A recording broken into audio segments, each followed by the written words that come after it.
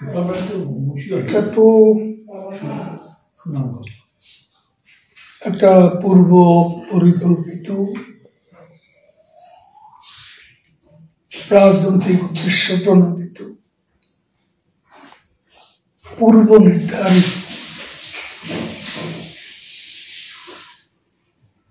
একটা অবৈধ ক্যাঙ্গারু কোর্টের সাজানো রায়। পরিবর্তন তো হঠাৎ করে পরিবর্তন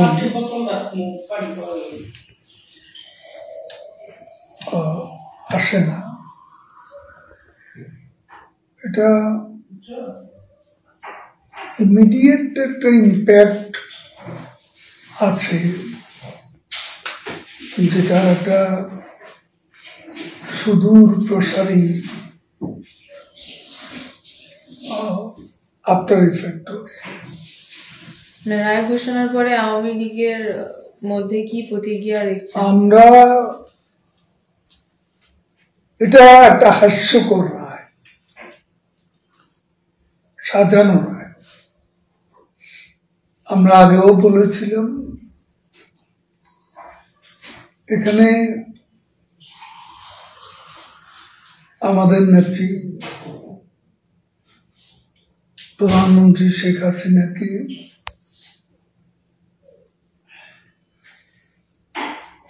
আত্মপক্ষ সমর্থনের কোন সুযোগ দেওয়া হয়নি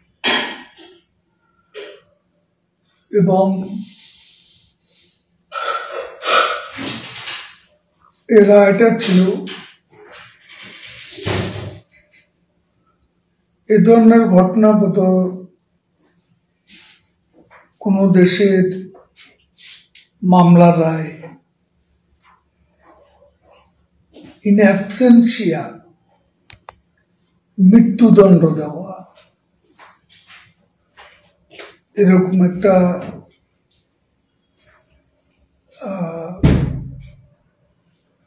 এক্সাম্পল সমসাময়িক কালে আমরা খুঁজে পাই না। আওয়ামী লীগ এ রায় ঘৃণা ভরে প্রত্যাখ্যান করে এবং আমরা এই আলোকেই স্টেটমেন্ট করেছি, আমাদের ইমিডিয়েট প্রতিক্রিয়া দিয়েছি। আমরা আমাদের নেত্রীকে চিনি, তিনি এ ধরনের ভার্ডিক্টের পরোয়া করেন না। তার বিরুদ্ধে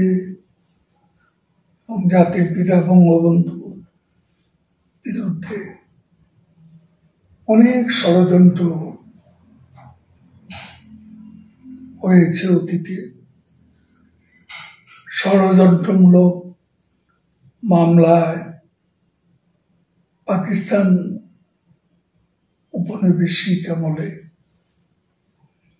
সে বঙ্গবন্ধুকে ফাঁসি দেওয়া হয়েছিল, এমনকি তার জন্য জেলের অভ্যন্তরে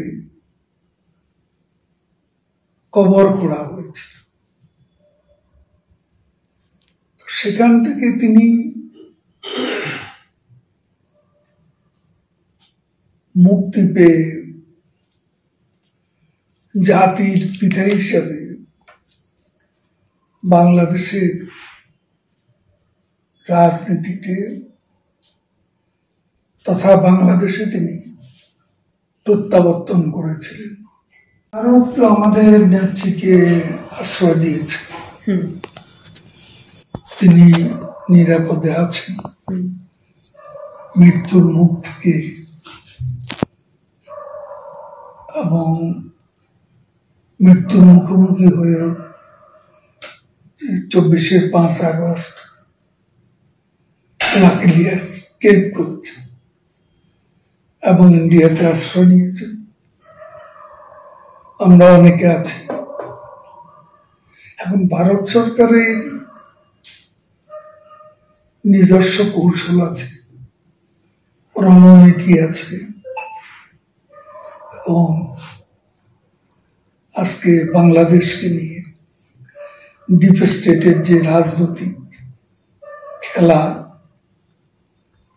যে গেম, তাদের যে জিও পলিটিক্যাল স্ট্র্যাটেজি, পাকিস্তান আজকে সদর্পে বাংলাদেশকে অন্তর্ভুক্ত করে কনফেডারেশন করার স্বপ্নে বিভোর, তাদের আনাগানা, সিভিল বিউরোক্রেসি, মিলিটারি বিউরোক্রেসি, মিনিস্টাররা প্রায় প্রতিদিনই পাকিস্তানের কেউ না কেউ বাংলাদেশে আছে। এবং এটা আমি সেদিন ভারতীয় একজন কর্মকর্তাকে বলেছিলাম, যে তিনি বললেন, আপনাদের সমস্যাটা কি? আমি তাকে বললাম, আমাদের সমস্যা আপনাদেরও সমস্যা। আর এই অঞ্চলে সাউথ ইস্ট এশিয়ার যে বঙ্গোপসাগর, যেখানে বঙ্গোপসাগর ডিপ স্টেটের প্রবেশ, সেখানে চিকেন স্নেক তথা শিলিগুড়ি করিডর দিয়ে ভারতের প্রতি একটা থ্রেট আছে এবং ভারতকে ডিস্টেবিলাইজ করার ষড়যন্ত্র আছে।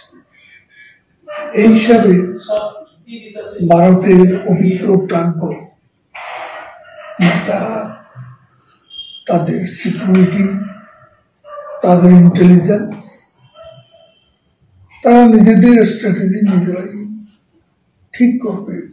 অবশ্যই আমরা লড়াইটা কেন করছি? দেশের প্রত্যাবর্তনের জন্য।